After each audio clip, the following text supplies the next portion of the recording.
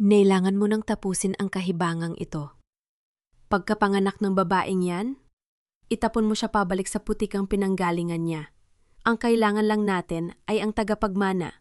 Hindi ang isang pobreng tulad niya na walang ibang alam gawin kundi ang magpaawa. Ang boses ni Donna Aurora ay tila isang matalas na labaha na humiwas sa katahimikan ng pasilyo. Sa labas ng pinto ng library, nanigas ang buong katawan ni Frida. Ang hawak niyang tray na may lamang mainit na kape at ang paboritong ensaymada ni Nathan ay dahan-dahang nanginig sa kanyang mga kamay. Nayon ang kanilang ika-5 anibersaryo ng kasal. Kanina pa siya abala sa kusina, tinitiis ang pamimintig ng kanyang mga binti at ang bigat ng kanyang 7 buwang tiyan para lamang sorpresahin ang asawa. Ngunit ang sorpresang sumalubong sa kanya ay isang katotohanang mas mapait pa sa kape na kanyang tinitimpla. Mom, please, wag nating pag-usapan ito ngayon. Baka may makarinig sa inyo. Sagot ni Nathan, ngunit walang bakas ng pagtatanggol sa kanyang tono. Ang boses niya ay malamig, walang emosyon. Na tila ba ang asawang nangakong mamahalin, hanggang sa huling hininga ay isang lumang kagamitan lamang na balak na nilang idispensa. Hindi na nakapaghintay si Frida. Sa bugso ng sakit at hindi pananampalataya, itinulak niya ang pinto. Ang ingay ng pagtama ng kahoy sa dingding ay hindi kasing lakas ng kabog ng kanyang dibdib. Doon, sa loob ng maranyang silid, nakita niya si Nathan na nakaupo sa kanyang swivel chair, habang si Clara, ang babaeng palaging sinasabi ni Doña Aurora na isang kaibigan lamang ng pamilya, ay nakahilik sa balikat ng kanyang asawa. Ang mga daliri nito ay mapangahas na naglalaro sa buhok ni Nathan. "Frida!" Tanging nasambit ni Nathan. Ngunit hindi siya tumayo. Walang pagkagulantang sa kanyang mga mata, kundi pagkabagot. "Nathan, anong ibig sabihin nito? Ang sabi ni Mama, itatapon niyo ako?" Ang boses ni Frida ay parang isang marupok na sinulid na anumang sandali ay mapuputol. Tumingin siya sa kanyang asawa. Nagmamakaawa na sabihin nitong nagbibiro lang sila. Na mahal siya nito. Na ang anak sa loob ng kanyang sinapupunan ay ang simbolo ng kanilang pag-ibig. Tumayo si Doña Aurora. Ang kanyang muka ay puno ng pagkamuhing hindi na niya itinago. "Huwag ka nang magmalinis, Frida. Alam nating lahat na pinakasalan mo lang ang anak ko dahil sa pera. Ngayon, nakuha na namin ang gusto namin. Ang kailangan lang ng pamilya Montenegro ay ang bata. Pagkatapos mong mailabas ang tagapagmana, maaari ka nang bumalik sa basurang pinanggalingan mo. You were never one of us, and you will never be." Tumingin si Frida kay Nathan. Ang kanyang mga mata ay puno ng luha na hindi pa bumabagsak. "Nathan, magsalita ka naman. Ang anak natin. Ang pangako mo." Lumingon si Nathan kay Clara bago muling tumingin kay Frida na may pandidiri. "Let's face it, Frida. We were never a match. I only married you because Grandpa insisted in his will. Ngayong wala na siya, wala na rin akong dahilan para tiisin ang pagiging boring at cheap mo. Take the check on the table and leave. Ayaw ko makita ang pagmumukha mo rito pagising ko bukas." Dahan-dahang lumuwag ang hawak ni Frida sa tray. Ang mga porsela ng tasa ay bumagsak sa makapal na alpombra. Ang mainit na kape ay dahan-dahang kumalat. Tila itim na dugo na dumudungis sa kalinisan ng silid. Walang tunog ng pagkabasag, tanging ang muffled na impact ng pagbagsak, gaya ng dahan-dahang pagkawasak ng bawat pangarap na binuo ni Frida sa loob ng 5 taon. Naramdaman niya ang isang matalim na kirot sa kanyang puson, isang babala mula sa buhay na nasa loob niya. Hinawakan niya ang kanyang tiyan. Ang kanyang mga daliri ay nabaon sa tela ng kanyang bestida. Sa gitna ng luho at ningning ng mansyon ng mga Montenegro, naramdaman ni Frida ang pinakamatinding ginaw. "Ito ba ang kabayaran ng lahat ng sakripisyo ko?" Bulong ni Frida. Ang kanyang paningin ay nagsisimula ng lumabo. Ang ituring na parang isang hayop na pagkatapos gatasan ay katay na ang hantungan? Lumapit si Doña Aurora at hinawakan ang braso ni Frida ng mahigpit. Ang kanyang mga kuko ay bumaon sa balat ng manugang. "Huwag kang mag-eskandalo rito.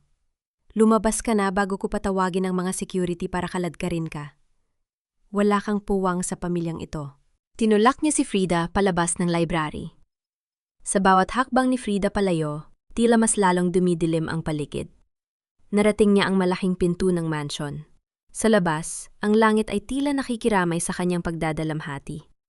Isang malahas na buhos ng ulan ang sumalubong sa kanya. Walang sapin sa paa, walang dalang kahit ano, kundi ang damit na suot niya at ang sugatang buhay sa kanyang sinapupunan, humakbang si Frida palabas. Ang bawat patak ng ulan ay tila mga karayang na tumutusok sa kanyang balat, ngunit wala nang masasakit pa sa katotohanang ang taong itinuring niyang mundo ay siya palang kikitil sa kanyang pagkatao. Napahinto siya sa tapat ng gate.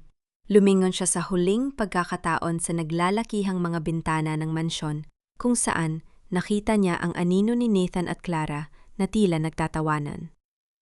Isang tanong ang paulit-ulit na humahampas sa kanyang isipan, mas malakas pa sa hulog na gumigising sa gabi. Kung ang pag-ibig na akala ko ay langit ay isa palang dambuhalang bitag, meron pa bang puwang ang isang tulad ko sa mundong ito na walang ibang alam kundi ang manakit? Tumalikod si Frida at nagsimulang maglakad sa madilim na kalsada. Ang bawat hakbang ay puno ng kawalan ng katiyakan, habang ang kanyang kamay ay nananatiling nakayakap sa kanyang tiyan, ang tanging kayamanan na natitira sa kanya, at ang tanging dahilan kung bakit kailangan pa niyang huminga sa kabila ng pagkamatay ng kanyang puso. Ang bawat patak ng ulan ay tila mga luhang galing sa langit, malamig at walang pakiramdam habang humahampas sa nanghihinang katawan ni Frida. Ang putik sa gilid ng kalsada ay dahan-dahang kumakapit sa kanyang mga paa. Tila hinihila siya pababa sa kailaliman ng kawalan ng pag-asa. Sa bawat hakbang, ang bigat ng kanyang 7 buwang tiyan ay nagiging isang pasaning halos hindi na niya makayanan. Ngunit mas mabigat ang dalisay na sakit sa kanyang dibdib. Isang sugat na hindi kayang hilumin ng kahit anong gamot, dahil ang mismong taong nangako ng kalinga ang siyang bumasag sa kanyang pagkatao. Napahawak si Frida sa isang punong mangga sa gilid ng daan nang maramdaman niya ang isang matinding pintig sa kanyang puson.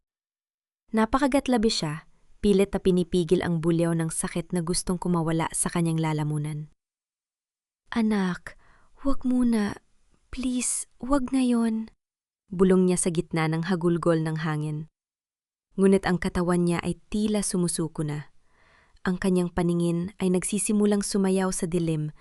Ang mga ilaw ng mga dumaraang sasakyan ay nagiging malabong guhit na lamang ng kulay. Sa gitna ng kanyang pag-aagaw dilim, isang pamilyar na boses ang tila tumatawag mula sa malayo. Hindi ito ang boses ni Nathan na puno ng put, kundi isang boses na malat, mababa, at puno ng pag-aalala. "Naku po, Ma'am Frida? Ma'am, kayo po ba yan?" Naramdaman ni Frida ang isang magaspang, ngunit mainit na kamay na sumuporta sa kanyang siko.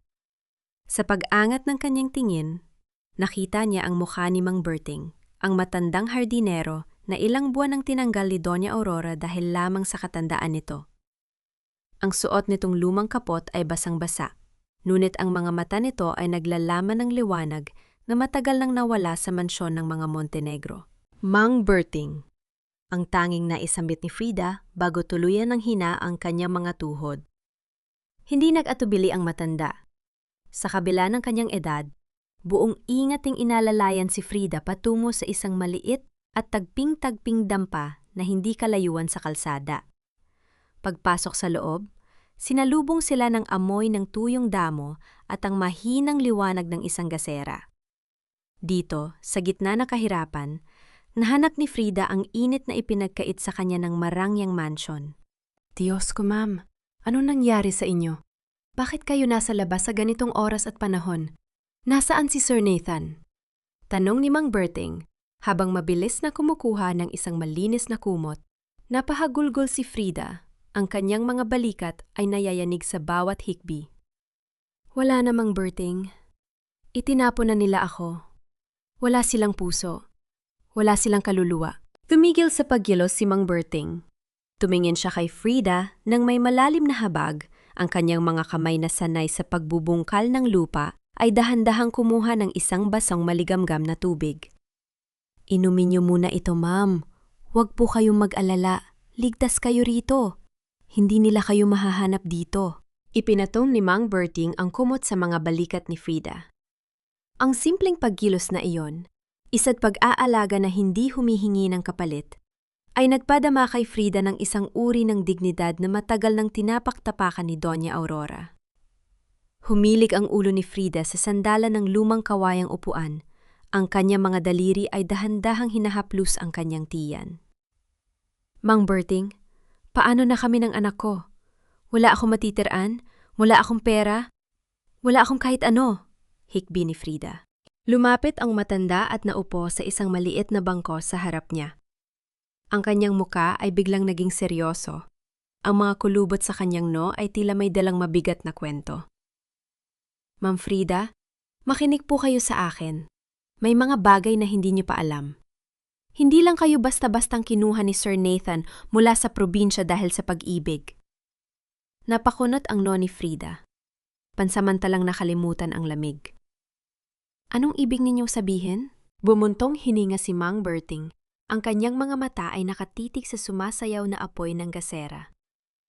Bago pumanaw ang matandang Montenegro, ang lolo ni Sir Nathan, may iniwan siyang habilin sa akin.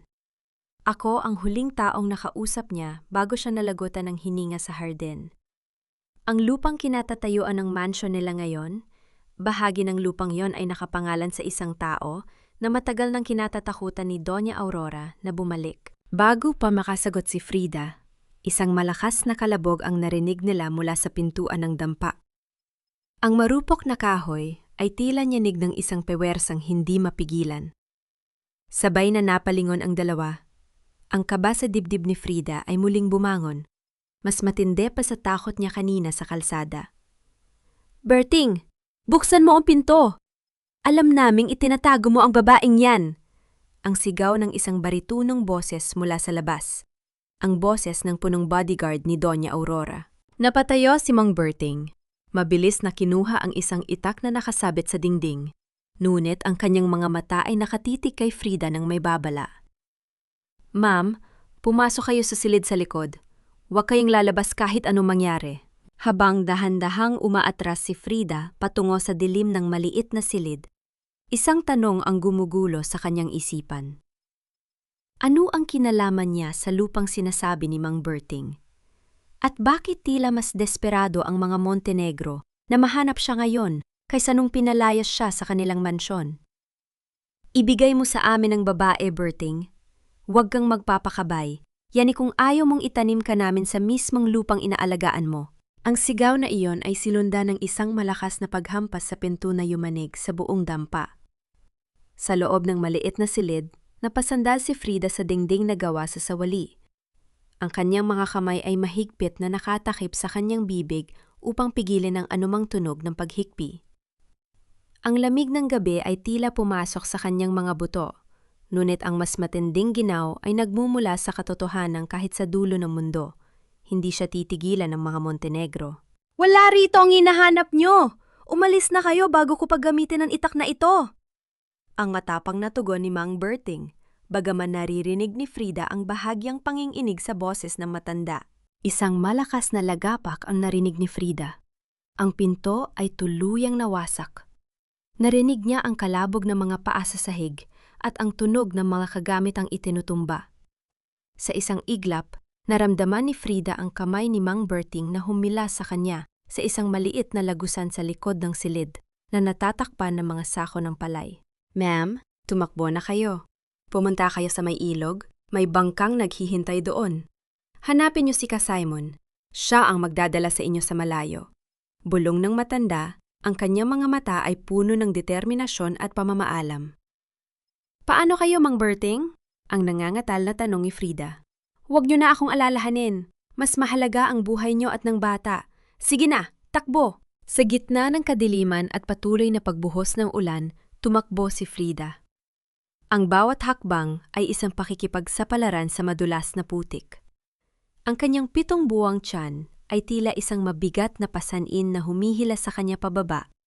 Ngunit ang bawat sipa ng sanggol sa loob ay tila nagsasabing, Inay, huwag kang susuko. Lumipas ang mga buwan ng pagtatago sa isang liblib na baryo sa dulo ng lalawigan. Ang marangyang buhay na nakasanayan ni Frida sa piling ni Nathan ay naging isang malabong alaala, pinalitan ng payak at mahirap na realidad. Ang dati niyang makinis na mga kamay ay naging magaspang sa paglalaba at pagtatanim ng gulay para lamang may makain. Ngunit sa bawat gabi na siya ay nag-iisa sa ilalim ng malamlam na liwanag ng buwan, ang sakit ng pagtataksil ay nananatiling sariwa.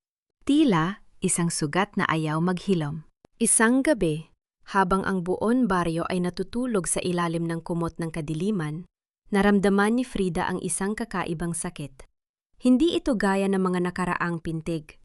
Ito ay isang sakit na tila nagmumula sa kaibuturan ng kanyang pagkatao, humihila, pumipilas, at nagbabadya ng isang bagong simula. Walang doktor, walang malinis na ospital, walang Nathan na hahawak sa kanyang kamay. Tanging ang isang matandang hilot at ang malamig na simoy ng hangin ang saksi sa kanyang pakikipagbuno sa kamatayan. Isang ire pa, Frida. Kaya mo yan, ang pagpapatatag ng hilot. Sa huling lakas na meron siya, sa gitna ng pawis, dugo at luhang humahalo sa dumi ng sahig, isang munting tinig ang bumasag sa katahimikan ng gabi. Isang iyak na puno ng buhay, isang tunog na tila isang awit ng tagumpay laban sa lahat ng mapang-api. Nailapag ng hilot ang munting sanggol sa dibdib ni Frida, tila huminto ang mundo. Ang lahat ng sakit, ang lahat ng galit, at ang lahat ng pait ng nakaraan ay biglang naglaho. Tumingin si Frida sa mga matang hindi pa nakakadilat, sa maliliit na daliri na humawak sa kanyang damit. "Esperanza!" bulong ni Frida. Ang kanyang boses ay puno ng pagmamahal na ngayon lamang niya naramdaman. "Ang aking pag-asa! Ang aking anghel sa gitna ng bilim!" Hinaplos niya ang munting mukha ng anak. Sa sandaling iyon, sumumpa si Frida. Hindi na siya ang mahinang babaeng basta-basta na lamang itinapon. Siya ay isang ina na ngayon, at ang pag-ibig niya para kay Esperanza ang magiging sandata niya upang bawiin ang lahat ng ninakaw sa kanila. Gayunpaman, habang pinagmamasdan niya ang natutulog na anak, isang pangamba ang bumalot sa kanyang puso. Ang sulat na iniwan ni Mang Berting bago sila nagkahiwalay ay nananatiling hindi niya binubuksan, nakatago sa ilalim ng kanyang unan. Dahan-dahan niyang kinuha ang lumang papel, ang mga sulat kamay ay halos burado na ng panahon. Nang mabasa niya ang unang linya, tila tumigil ang pagtibok ng kanyang puso. "Frida, ang iyong ama ay hindi namatay sa aksidente. Siya ay pinyatahimik dahil sa isang katotohanang nakabaon sa ilalim ng mansyon ng mga Montenegro. Isang katotohanang magpapabagsak sa kanila o papatay sa iyo." Napatitig si Frida sa labas ng bintana, kung saan ang dilim ay tila may mga matang nagmamasid. Sino ang tunay niyang ama? At anong uri ng pang-anib ang dala ng dugong nananalaytay sa mga ugat ni Esperanza? Ang bawat salita sa sulat ni Mang Berting ay tila isang matalim na balisong na humihiwa sa katahimikan ng gabi. Habang ang munting si Esperanza ay mahimbing na natutulog sa tabi niya, ang isipan ni Frida ay naglalakbay sa mga alaala ng kanyang kabataan. Mga alaalang akala niya ay payak lamang, ngulit ngayon ay nababalutan na ng malapot na misteryo. Ang kanyang ama, si Mateo, ay isang hamak na driver lamang ng mga Montenegro noon. Ang sabi sa kanya, namatay ito sa isang aksidente sa kalsada habang minamaneho ang sasakyan ng matandang Don Montenegro. Ngunit ayon sa sulat, may isang dokumentong hawak ang kanyang ama na hindi dapat nalaman ng kahit na sino. Isang dokumento na nagpapatunay na ang lupang kinatatayan ng mansyon at ang malaking bahagi ng negosyo ng mga Montenegro ay nagmula sa isang pandaraya sa isang pamilyang matagal na nilang kinalimutan. "Hindi aksidente ang pumatay sa iyo, Tay?" bulong ni Frida habang ang kanyang mga daliri ay nanginginig sa galit. Pinatahimik ka nila dahil sa katotohanan. Lumipas ang ilang buwan. Ang dating maputla at mahinang si Frida ay unti-unting nagbago. Ang bawat paghihirap niya sa bukid at ang bawat gabing halos wala siyang makain para lamang may maibigay kay Esperanza ay naging bakal na nagpatigas sa kanyang kalooban. Hindi na siya babaeng iiyak na lamang kapag tinapakan ng danggal. Ang kanyang mga mata, na dati ay puno ng pagsusumamo ay naging kasing talim na ng kidlat. Isang hapon, habang naglalabas sa ilog, narinig ni Frida ang usapan ng mga kababaihan tungkol sa isang lumang diyaryong galing sa Maynila. Doon, nakita niya ang isang pamilyar na muka sa pahina ng society section. Ang kanyang puso ay tila pinigan ng makita ang larawan ni Nathan at Clara na nakasuot ng marangyang damit at ang headline na nagpapahayag ng kanilang nalalapit na engrandeng kasal sa susunod na buwan. Ito ang buhay na dapat ay sa amin ni Esperanza, ani Frida sa kanyang sarili. Habang kami ay nagtitiyaga sa mumo, sila ay nagpapakasasa sa kayamanang ninakaw mula sa aking ama. Sa gabing iyon, kinuha ni Frida ang isang maliit na kahon na nakatago sa ilalim ng sahig ng kanilang dampa. Sa loob nito ay ang tanging alaala ng kanyang ama. Isang locket na pilak na may nakaukit na letrang M. Dahan-dahan niya itong binuksan. Sa loob, bukod sa larawan ng kanyang ama, ay may isang maliit na susi na may nakatagong numero. Ito ang susi na binanggit ni Mang Berting sa kanyang sulat. Ang susi sa isang safety deposit box na matatagpuan sa isang lumang bangko sa sentro ng lungsod. Mama, bakit po kayo umiiyak? Ang mahinang boses ni Esperanza ang bumulabog sa kanyang pag-iisip.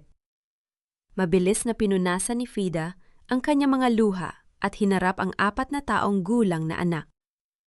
Ang mukha ni Esperanza ay kawangis na kawangis ni Nathan. Ngunit ang kanyang mga mata ay taglay ang kabutihan ng puso ni Frida. Hindi ito luha ng lungkot, anak, sabi ni Frida habang niyayakap ng mahigpit ang bata. Ito ay luha ng paniningil. Darating ang araw, Esperanza, babawiin natin ang lahat ng kinuha nila sa atin. Hindi ka na matutulog sa sahig na kawayan at hindi ka na makakarinig ng pangungutya mula sa sinuman. Binitbit ni Frida ang kanyang munting bag. Nilisan nila ang baryo sa gitna ng kadiliman ng madaling araw. Wala siyang katiyakan kung ano ang naghihintay sa kanya sa Maynila, ngunit alam niyang wala nang mas malala pa sa kamatay yung naranasan niya nung gabing pinalaya siya sa mansyon. Habang nakasakay sa isang luma at maingay na bus patungo sa syudad, pinagmasdan ni Frida ang papasikat na araw. Ang liwanag nito ay tila isang hudyat na ang anino ng kahapon ay hindi na maghahari sa kanyang buhay. Ngunit sa gitna ng kanyang paglalakbay, napansin ni Frida ang isang itim na sasakyan na kanina pa nakasunod sa kanilang bus. Sa tuwing hihinto ang bus, hihinto rin ito sa malayo. Isang pamilyar na kaba ang muling gumapang sa kanyang dibdib. Hindi ba siya talaga pinabayaan ni Donna Aurora? O may ibang taong nagmamasid sa bawat galaw niya? Nang makarating sila sa terminal, mabilis na binuhat ni Frida si Esperanza at nakisabay sa daloy ng mga tao. Ngunit bago pa siya makalabas ng terminal, isang kamay ang humawak sa kanyang balikat. Isang malamig at mabigat na pakiramdam ang bumalot sa kanya. Frida Montenegro, matagal ka na naming hinahanap. Ang bulong ng isang tinig na hindi niya kilala, ngunit nagpapatayo ng balahibo sa kanyang batok. Nanigas ang buong katawan ni Frida. Ang kanyang puso ay tila isang tambol na nagwawala sa loob ng kanyang dibdib. Sa gitna ng maingay at magulong terminal ng bus, tila huminto ang mundo. Ang tanging nararamdaman niya ay ang init ng kamay na nakapatong sa kanyang balikat at ang bulyaw ng pang-anib sa kanyang isipan. Dahan-dahan niyang hinarap ang estrange, habang ang isa niyang kamay ay lalong humigpit sa pagkahahawak sa maliit na kamay ni Esperanza. Isang lalaking nakasuot ng itim na jacket at may suot na salamin ang bumungad sa kanya. Hindi ito mukhang tauhan ni Doña Aurora na madalas ay may bakas ng karahasan sa mukha. Ang lalaking ito ay may mga matang tila malalim ang iniisip at ang kanyang tindig ay puno ng awtoridad. Sino ka? Anong kailangan mo sa amin? Ang nanginginig na tanong ni Frida. Pilit na itinatago ang takot sa likod ng kanyang matatalim na tingin. Huwag kayong matakot, Frida. Hindi ako kaaway, bulong ng lalaki, sabay tingin sa paligid upang masigurong walang nakikinig. Ako si Victor. Inutusan ako ni Mang Berting bago siya mawala. Ang pangalan ni Mang Berting ay tila isang malamig na tubig na nagpalamig sa apoy ng takot ni Frida. Nasaan si Mang Berting? Anong nangyari sa kanya? Bumuntong hininga si Victor at bahagyang yumuko. Hindi ito ang tamang lugar para mag-usap. Kanina pa kayo sinusudan ng itim na sasakyang yon. Kailangan nating umalis dito ngayon din. Kinuha ni Victor ang bag ni Frida at mabilis silang iginiya patungo sa isang lumang sasakyan na nakaparada sa sulok ng terminal. Sa loob ng sasakyan, habang binabaybay nila ang matrapik na kalsada ng Maynila, hindi mapakali si Frida. Pinagmamasdan niya si Esperanza na ngayon ay nakatulog na sa kanyang kandungan, pagod mula sa mahabang biyahe. Ang bawat gusali na kanilang nadadaanan ay nagpapaalala sa kanya ng sakit na dinanas niya 5 taon na ang nakalilipas. 5 taon, Frida. Panimula ni Victor habang nakatitig sa daan. 5 taon kang nagtago, pero hindi tumigil si Doña Aurora sa paghahanap sa'yo. Hindi dahil sa mahal ka nila, kundi dahil sa takot. Takot silang lumabas ang katotohanan tungkol sa lupang kinatatayuan ng kanilang imperyo. Inilabas ni Victor ang isang mapanuring dokumento mula sa kanyang dashboard. Si Mang Berting ay hindi lamang isang hardinero. Siya ang saksi sa huling habilin ng matandang Montenegro. Bago siya pumanaw, iniwan niya ang lahat ng ebidensya sa akin. Ako ang abogado na kinuha niya ng palihim. Napakunot ang noni Frida. Abogado? Bakit ngayon lang? Bakit hinayaan niyo kami magdusa ni Esperanza sa loob ng 5 taon? Dahil kailangan nating maghintay na lumamig ang sitwasyon, Frida. Paliwanag ni Victor ng may lungkot. Masyadong makapangyarihan si Doña Aurora noon. Ngunit ngayon, nagsisimula na mabulok ang kanilang pundasyon. Si Nathan at Clara ay abala sa kanilang pagpapakitang tao, habang ang kumpanya ay unti-unting nalulunod sa utang. Itinigil ni Victor ang sasakyan sa tapat ng isang maliit ngunit malinis na apartment sa isang tahimik na distrito. Dito muna kayo mananatili. Walang nakakaalam ng lugar na ito. Dito, sisimulan nating buuin ang iyong pagbabalik. Pagpasok sa loob ng apartment, dahan-dahang inihiga ni Frida si Esperanza sa malambot na kama. Hinaplos niya ang buhok ng anak at isang mapait na ngiti ang sumilay sa kanyang mga labi. Sa loob ng 5 taon, ang tanging alam niya ay ang magtago at matakot. Ngunit ngayon sa tulong ni Victor, tila may isang pintong nagbubukas patungo sa katarungan. Kinuha ni Frida ang pilak na locket sa kanyang leeg at tiningnan ang munting susi sa loob. Tay, ito na ang simula. Hindi na tayo ang anino sa dilim. Bago umalis si Victor, iniwan niya ang isang balita na nagpabilis muli ng tibok ng puso ni Frida. Nga pala, Frida, bukas ang charity gala ng mga Montenegro. Ito ang kanilang pinakamalaking kaganapan sa taon. Doon nila ipapahayag ang tuluyang pagsasanib ng kumpanya ni Clara at ng mga Montenegro. Tumingin si Frida sa salamin. Ang babaeng nakikita niya ay hindi na ang basang-basang pulubi sa ilalim ng ulan. Ang babaeng ito ay may apoy sa mga mata, isang apoy na handang tumupok sa lahat ng kasinungalingan ng mga Montenegro. Gusto mo bang pumunta, Frida? Tanong ni Victor. Hindi lang ako pupunta, Victor, sagot ni Frida. Ang kanyang boses ay malamig at puno ng determinasyon. Gagawin kong isang gabing hindi nila makakalimutan ang gabing yon. Ngunit habang tinitingnan ni Frida ang kislap ng susi, isang takot ang muling bumulong sa kanya. Paano kung ang susi ay hindi sapat? Paano kung sa kanyang pagbabalik, ang buhay ni Esperanza ang maging kabayaran? Ang ganda mo, Frida, tila isang reyna na nagmula sa kailaliman ng gabi. Ang tinig ni Victor ay puno ng paghanga habang pinagmamasdan ang babaeng nakatayo sa harap ng salamin. Ngunit sa likod ng marang, yang itim na gown na gawa sa mamahaling sutla at sa kislap ng mga hiyas na nakapalamut sa kanyang leeg, hindi isang reyna ang nakikita ni Frida. Ang nakikita niya ay ang mga bakas ng bawat patak ng ulan, ang bawat sugat ng kahapon, at ang bawat luhang ibinuhos niya para sa kanyang anak. Ang marangyang tela ay tila isang baluti na nagtatago sa kanyang mga galos. Isang malalim na buntong hininga ang kumawala sa kanyang mga labi habang dahan-dahang isinusuot ang mga guwantes na itim. Ang mga daliri niyang dati ay puno ng kalyo mula sa paglalabas sa ilog ay balot na ngayon ng karangyaan. Ngunit ang pusong tumitibok sa loob ay nananatiling uhaw sa katarungan. Para ito kay Esperanza, bulong ni Frida sa kanyang sarili. Tumingin siya sa kanyang anak na mahimbing na natutulog sa loob ng silid binabantayan ng isang pinagkakatiwalaang tauhan ni Victor. Para sa kinabukasan na ninakaw nila sa amin. Nang makarating sila sa tapat ng Marangyang Hotel, kung saan idinadaos ang charity gala ng mga Montenegro, ang nakakasilaw na liwanag mula sa mga kagamitan ng mga mamamahayag ay sumalubong sa kanila. Ang bawat hakbang ni Frida sa ibabaw ng pulang karpet ay puno ng awtoridad. Isang marahang paglakad na tila bawat tapak ay nagpapayanig sa pundasyon ng gusaling yon. Ang tunog ng kanyang matataas na takong sa marble na sahig ay nagbibigay ng ritmo sa kanyang determinasyon. Sa loob ng ballroom, ang amoy ng mamahaling pabango at ang tunog ng mga basong nagtatamaan sa gitna ng tawanan ay tila isang insulto para kay Frida. Nakita niya sa gitna ng entablado si Doña Aurora, suot ang kanyang mapagkunwaring ngiti, habang nakahawak sa braso ni Nathan. Si Clara naman ay nakatayo sa kabilang panig, masiglang nakikipag-usap sa mga maimpluwensyang tao. Tila ba wala silang winasak na buhay, 5 taon na ang nakalilipas?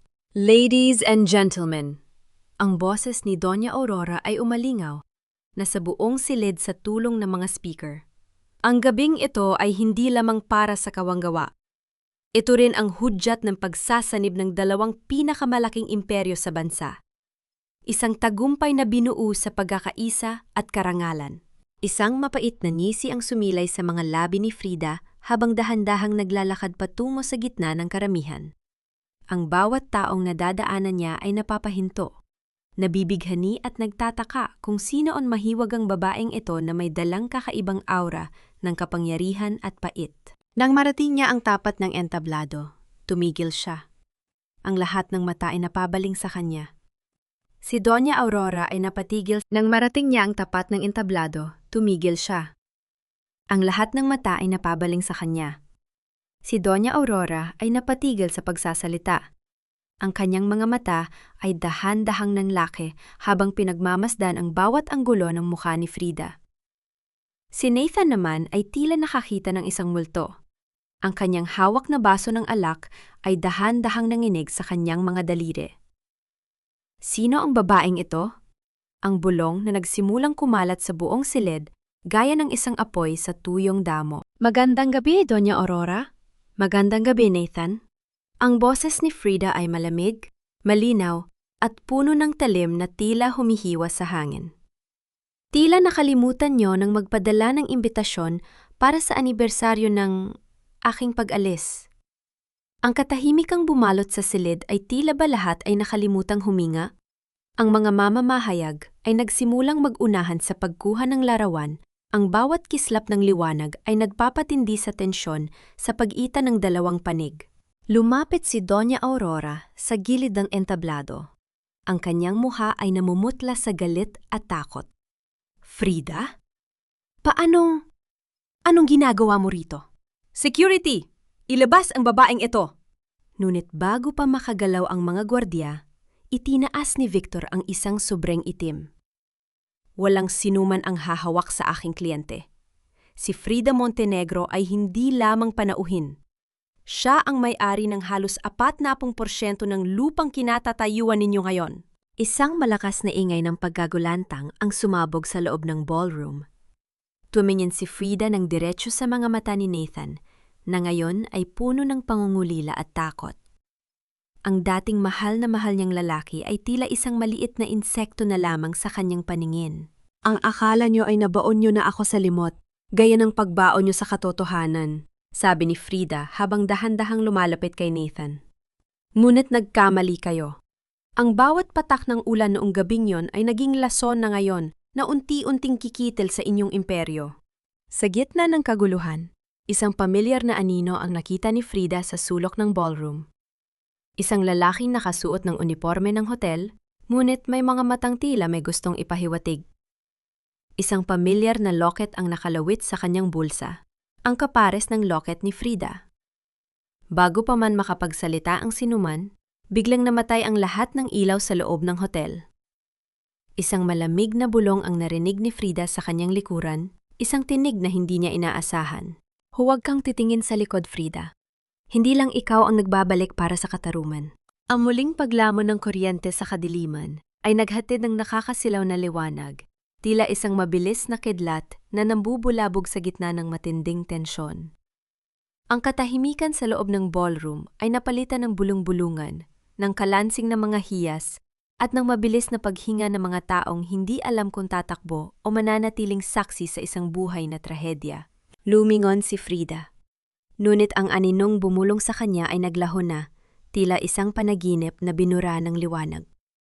Ang tanging naiwan ay ang amoy ng luma at tuyong tabako, isang amoy na nagpapaalala sa kanyang yumaong ama. Frida?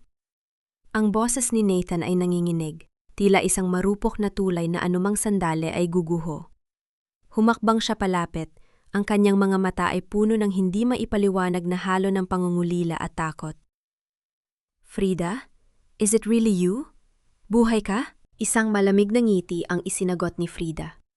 Hindi siya gumalaw, nanatiling matuwid ang kanyang likod. Ang bawat himaymay ng kanyang pagkatao ay nakakandado sa ilalim ng bakal na determinasyon. Ang babaeng iniwan mo sa ilalim ng ulan, Nathan, ay matagal nang patay. Ang kaharap mo ngayon ay ang paniningil na hindi mo inasahan. You're lying! Security! Bakit hindi niyo pa rin siya inilalabas? Ang sigaw ni Clara. Ang kanyang mukha na dati ay puno ng retoke at kolorete ay dahan-dahang namumutla. Ang galit ay bumabakas sa kanyang boses. She's a fraud! Magnanakaw ang babaeng yan. She's just trying to cause a scene dahil desperada siyang bumalik sa yaman ng mga Montenegro. Lumapit si Doña Aurora. Ang kanyang bawat hakbang ay puno ng marahang pagbabanta. Tiningnan niya si Frida mula ulo hanggang paa. Tila sinusukat ang bawat pulgada ng kanyang katapat. I don't care how you got that dress or who paid for your lawyer, Frida. You think a piece of paper can destroy us? Hindi mo kilala kung sino ang kinakalaban mo. Ang lupang sinasabi mo ay binili namin ng legal. You are nothing but a ghost of a mistake we made 5 years ago. Kung ganoon, Doña Aurora, bakit nanginginig ang iyong mga kamay? Mahinahong tanong ni Frida. Ang kanyang tinig ay walang bakas ng galit, kundi isang uri ng kapangyarihan na mas nakakatakot pa sa pagsigaw. Bakit tila nakakita kayo ng multong, hindi lang basta nagpapakita, kundi may dalang mga dokumentong kaya magpabura sa pangalan ng mga Montenegro sa mapa ng negosyo? Humarap si Frida sa mga miyembro ng media na kanina pa walang tigil sa pagkuha ng larawan. Ang kislap ng mga kamera ay tila mga bituing saksi sa kanyang deklarasyon. Ang gabing ito ay para sa charity, hindi ba? Ani Frida. Ang kanyang boses ay umalingaw-ngaw sa buong silid. Kung gayon, hayaan niyo ako magbigay ng aking donasyon. Hindi pera, kundi katotohanan. Bukas ng umaga, ang bawat pahayagan sa bansa ay makakatanggap ng kopya ng tunay na testamento ni Don Guillermo Montenegro. Ang testamentong itinago niyo upang nakawin ang karapatan ng aking anak. Anak? Bulalas ni Nathan. Ang kanyang mukha ay nawalan ng kulay. May anak tayo? Naramdaman ni Frida ang isang matinding kirot sa kanyang puso sa pagbanggit ni Nathan sa salitang natin. Ang hapdi ng nakaraan ay tila isang muling nabuksan na sugat. Tumingin siya ng diretso sa mga mata ni Nathan, ang lalaking dati niyang itinuring na mundo. Wala kang anak, Nathan. Ang batang isinilang ko sa gitna ng dumi at hirap ay anak ko lamang. Wala siyang ama na duwag at walang pusong pumatay sa kanyang sariling asawa. Para lamang sa pera at kapangyarihan. Isang sampal ang mabilis na lumipad patungo sa mukha ni Frida. Ngunit sa isang iglap, nahuli ni Frida ang pulso ni Doña Aurora. Ang higpit ng pagkahahawak ni Frida ay nagpangiwi sa matanda. Hindi na ako ang dating Frida. Nasasampal-sampalin niyo lang, Mama. Bulong ni Frida. Ang kanyang mga mata ay nag-aapoy sa pot. Ang bawat sampal na tinanggap ko noon ay ibabalik ko sa inyo. Hindi sa pamamagitan ng kamay, kundi sa pamamagitan ng pagguho ng lahat ng pinakamahalaga sa inyo. Binitawan ni Frida ang kamay ni Doña Aurora nang may pandidiri. Tumingin siya kay Victor na naghihintay sa gilid. Tara na, Victor! Sapat na ang dumi na nasaksihan natin dito. Habang naglalakad si Frida palabas ng ballroom, ang lahat ay nahawi. Tila ba siya ay isang bagyong walang sinumang nangangahas na harangan. Ngunit sa pag-abot niya sa malaking pinto ng hotel, isang lalaking nakasuot ang uniforme ng waiter ang humarang sa kanya. Inabutan siya nito ng isang maliit na puting sobre. Pinapabigay po ng taong nasa dilim. Bulong nito bago mabilis na naglaho sa karamihan. Binuksan ni Frida ang sobre sa loob ng sasakyan ni Victor. Ang kanyang mga kamay ay dahan-dahang nanginig nang makita ang nilalaman, isang litrato ni Esperanza na mahimbing na natutulog sa kanyang kama kanina. At sa likod nito ay may nakasulat na mga salita sa pulang tinta. Ang katarungan ay may dalawang mukha, Frida. Sigurado ka bang handa ka nang makita ang isa pa? Napalingon si Frida sa labas ng bintana. Ang kanyang puso ay tila sasabog sa takot para sa kanyang anak. May ibang tao pang nakakaalam sa kinaroroonan ni Esperanza. Isang taong hindi niya alam kung kakampi o mas malupit pa sa mga Montenegro. Siguraduhin mong hindi nasisikatan ng araw ang batang yan. Kung kailangang dumanak ang dugo para manatiling malinis ang pangalan ng mga Montenegro, gawin mo. Ang boses ni Donna Aurora sa kabilang linya ng telepono ay tila kamatayan mismo. Malamig, walang pakundangan, at puno ng lason. Sa loob ng humaharurot na sasakyan, narinig ni Frida ang bawat kataga sa kanyang isipan, kahit na ang hawak niya lamang ay ang piraso ng papel na may banta. Ang kanyang buong katawan ay nanginginig, hindi dahil sa lamig ng aircon, kundi dahil sa matinding takot na dumadaloy sa kanyang mga ugat. Ang marangyang gown na suot niya, na kanina ay simbolo ng kanyang kapangyarihan, ngayon ay tila isang masikip na rehas na pumipigil sa kanyang paghinga. Victor, bilisan mo! Please, bilisan mo! Ang pagsisumamo ni Frida. Ang kanyang boses ay basag at puno ng desperasyon. Ang kanyang mga kuko ay bumaon sa mamahaling leather ng upuan ng sasakyan. Ang kanyang paningin ay nakatitig sa bintana. Ngunit wala siyang makita kundi ang mukha ni Esperanza. Malapit na tayo, Frida. Kumalma ka. Hindi nila magagalaw ang bata. Sagot ni Victor. Bagaman ang mabilis na pagpihit niya sa manibela ay nagpapakita rin ng kanyang sariling pangamba.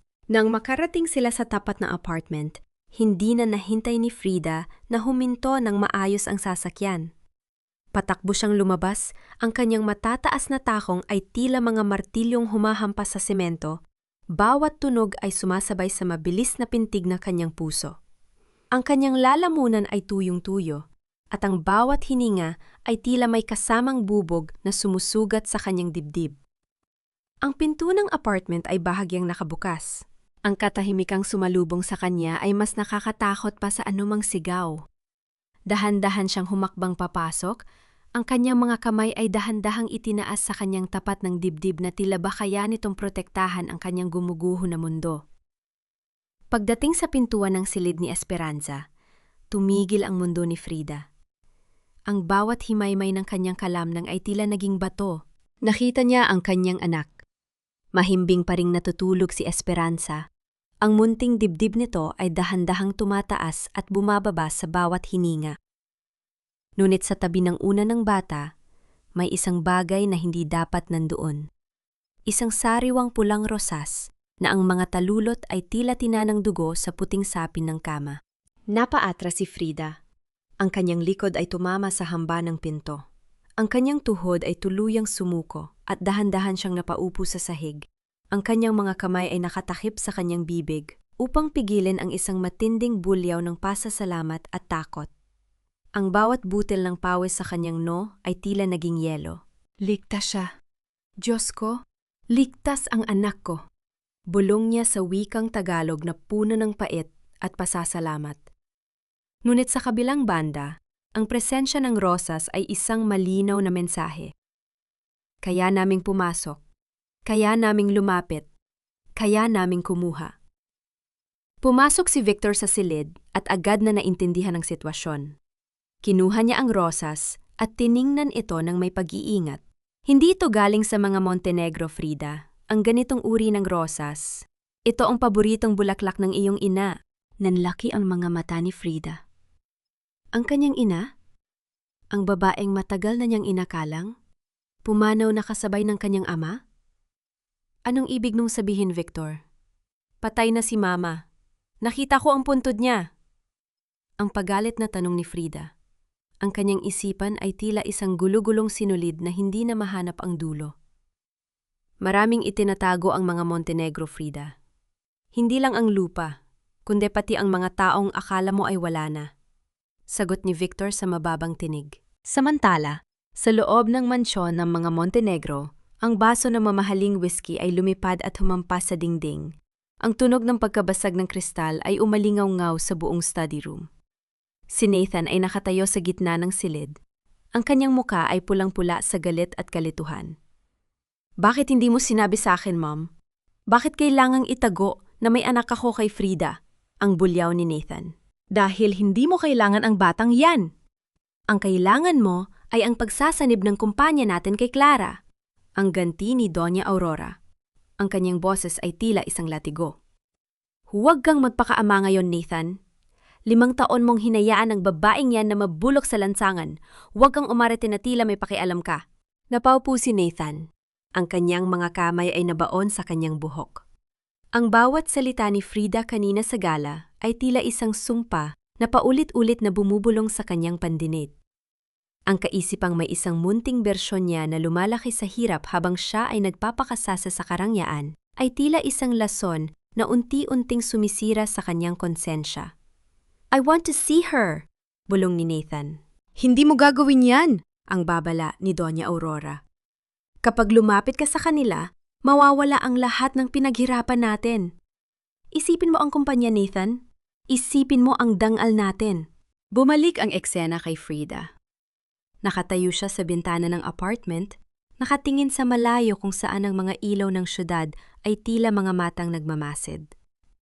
Hawak niya ang locket ng kanyang ama at ang rosas na natagpuan sa tabi ni Esperanza.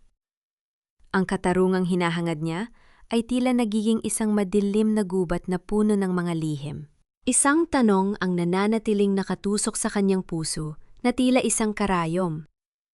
Ang pagbabalik ba niya ay para sa katarungan o nagbubukas lamang siya ng isang pinto para sa isang mas malaking tragedya na maaaring kumuha sa kaisa-isang kayamanang natitira sa kanya? Habang iniisip niya ito, ang kanyang cellphone ay muling umilaw.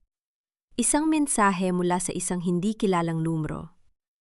Huwag kang magtiwala sa abogadong kasama mo. Tanungin mo siya kung nasaan ang orihinal na titulo ng lupa ni Mateo. Dahan-dahang lumingon si Frida kay Victor na abala sa pakikipag-usap sa telpo no sa kabilang silid. Ang anino ng duda ay nagsimulang gumapang sa kanyang puso. Sino ang tunay na kakampi? At sino ang lobong nakasuot ng tupa sa gitna ng labanang ito? Walang libreng tulong sa mundong ito, Frida.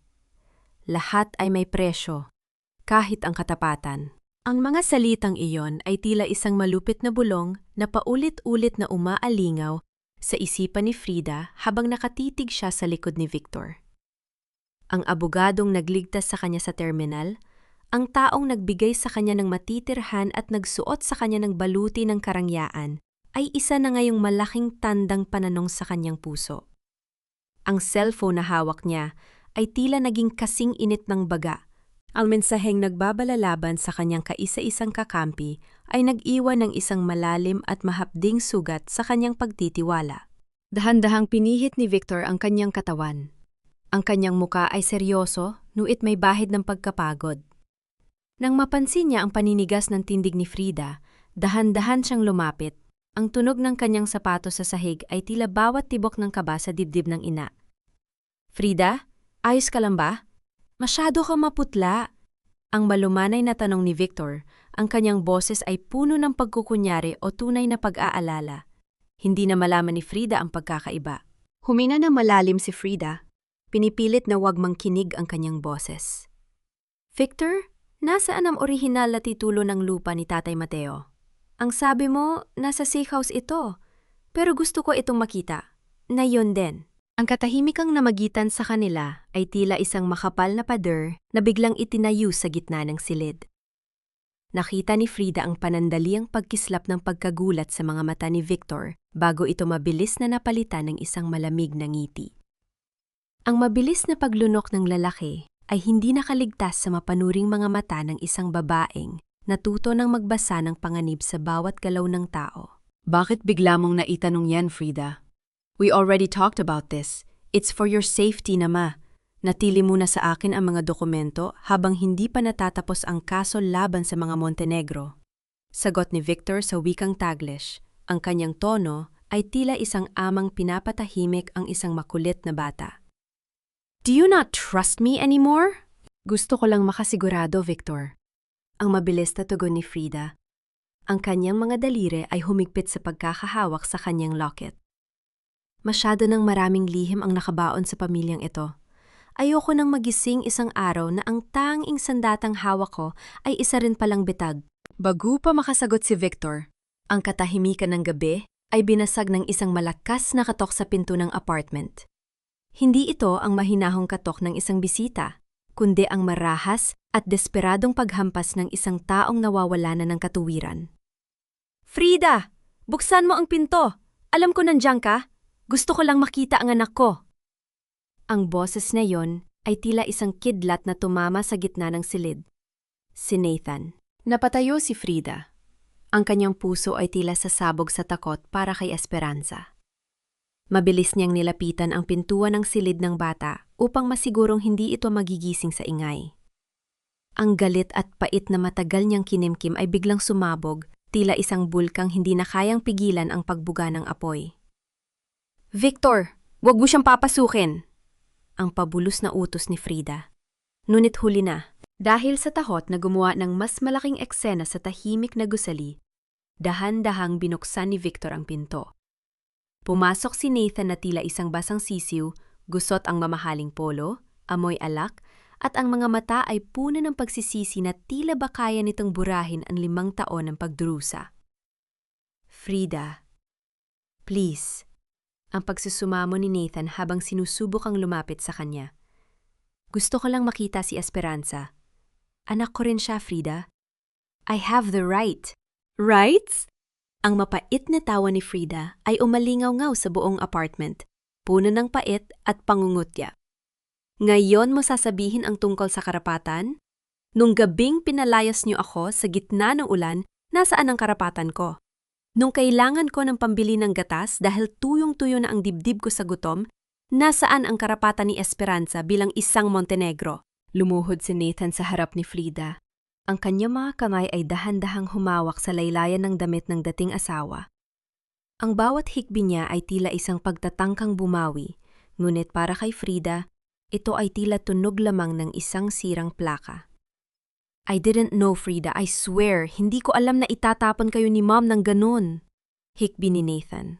Pero hindi mo rin kami hinanap, Nathan? Ang mahinahon, nuit matalim na sagot ni Frida. Dahil mas mahalaga sa iyo ang mana mo kasa sa amin. Ngayon, lumabas ka na. Bago ko pa makalimutan na ama ka ng bata at itulak kita pababa ng hagdanang ito.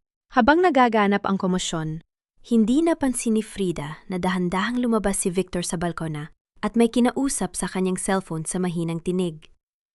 Ang kanyang mga mata ay nakatitig sa dilim ng kalsada kung saan isang itim na sasakyan ang dahan-dahang huminto sa tapat ng gusali. Nandito na sila. Isama niyo ang bata. Huwag niyo nang pakialaman ng babae. Ang malamig na utos ni Victor bago niya mabilis na ibinaba ang telepon at muling nagsuot ng maskara ng pag-aalala. Sa loob ng silid, nagising si Esperanza sa ingay. Dahan-dahang bumukas ang pinto at lumabas ang munting bata, kinukuskus ang kanyang mga mata habang yakap ang kanyang lumang manika. Mama? Bakit po umiiyak ang lalaki? Ang inosenteng tanong ni Esperanza. Napahinto si Nathan sa kanyang pag-iyak. Tumingin siya sa munting bersyon ng kanyang sarili at sa isang sandali, ang lahat ng karangyaan ng mga Montenegro ay tila naging abo sa kanyang paningin. Ngunit ang sandaling yon ay binasag ng isang malakas na tunog ng pagkabasag ng salamin mula sa balkonahe. Pumasok ang 3 lalaking nakasuot ng bonnet, mabilis at marahas. Bago pa makasigaw si Frida, isang tela na may amoy ng chemical ang itinakip sa kanyang ilong. Ang huling nakita ni Frida bago tuluyang lamunin ng dilim ang kanyang paningin ay ang pagbuhat ng isa sa mga lalaki kay Esperanza at ang malamig na tingin ni Victor na nakatayo lamang sa isang sulok, walang ginagawa upang tulungan sila. Ang katarungan ay may 2 mukha at ang isa sa mga yon ay kakainin siya ng buhay. Ang bawat hininga ni Frida ay tila paghigop ng bubog, matalas, mahapdi at nag-iiwan ng lasa ng bakal sa kanyang lalamunan. Dahan-dahang imulat ni Frida ang kanyang mga mata, ngunit ang liwanag ng bumbilya sa kisame ay tila mga libu-libong karayom na tumutusok sa kanyang balat. Ang amoy ng chloroform ay nananatiling nakakapit sa kanyang alaala, isang malapot na samyo ng kapahamakan na nagpapaalala sa kanya ng huling sandaling nakita niya ang munting kamay ni Esperanza na pilit na umaabot sa kanya bago nilamon ng dilim ang lahat. Esperanza. Ang kanyang boses ay tila isang tuyong kaluskus ng dahon, halos hindi marinig sa gitna ng nakabibinging katahimikan ng apartment. Pinilit niyang bumangon, ngunit ang kanyang katawan ay tila isang sirang manika na wala ng kontrol sa sariling mga paa. Sa kanyang tabi, nakita niya si Nathan na dahan-dahan ding nagkakamalay. Ang gilid ng kanyang noo ay may bakas ng tuyong dugo mula sa pagtama sa kanto ng mesa. Ngunit hindi si Nathan ang hinahanap ng kanyang mga mata. Hindi ang lalaking naging sanhi ng lahat ng kanyang pait. Inilibot ni Frida ang kanyang paningin sa silid. Ang apartment na dati ay puno ng pag-asa, ngayon ay tila isang libingan. Ang maliit na sapatos ni Esperanza ay naiwan sa gitna ng sala, nakatiwarik at nag-iisa. Isang munting saksi sa marahas na pag-agaw sa kaisa-isang dahilan ng kanyang paghinga. Frida, anong nangyari? Nasaan si Esperanza? Ang nangangatal na tanong ni Nathan habang sinusubukang hawakan ang balikat ni Frida. Huwag mo akong hawakan! Ang bulyaw ni Frida. Isang matinding enerhiya ang nagmula sa kanyang galit na nagbigay sa kanya ng lakas upang tumayo. Nasaan ang anak ko? Nasaan si Victor? Ngunit alam na niya ang sagot bago pa man ito sambitin ng hangin. Ang balkonahe ay bukas. Ang kurtina ay dahan-dahang sumasayaw sa ihip ng hangin na tila ba kumakaway sa kawalan. Wala na si Victor. Ang taong akala niya ay ang kanyang tagapagligtas ay siya palang kukuha sa huling piraso ng kanyang puso. Si Ma'am? Baka si Ma'am ang may gawa nito. Bulong ni Nathan. Ang kanyang mga mata ay puno ng kilabot. Sinabi niyang hindi niya hahayaang maging Montenegro ang anak mo. Isang mapait na tawa ang kumawala sa mga labi ni Frida. Isang tunog na puno ng kawalan ng pag-asa at nagbabagang pot. Ang anak ko, Nathan. Ang anak K.O. Huwag mong gagamitan ang pangalan niyo para madungisan ang pagkatao niya. Kung may mangyari kay Esperanza, isusumpa ko, Nathan. Hihilingin mong sana ay pinatay niyo na lang ako nung gabing yon.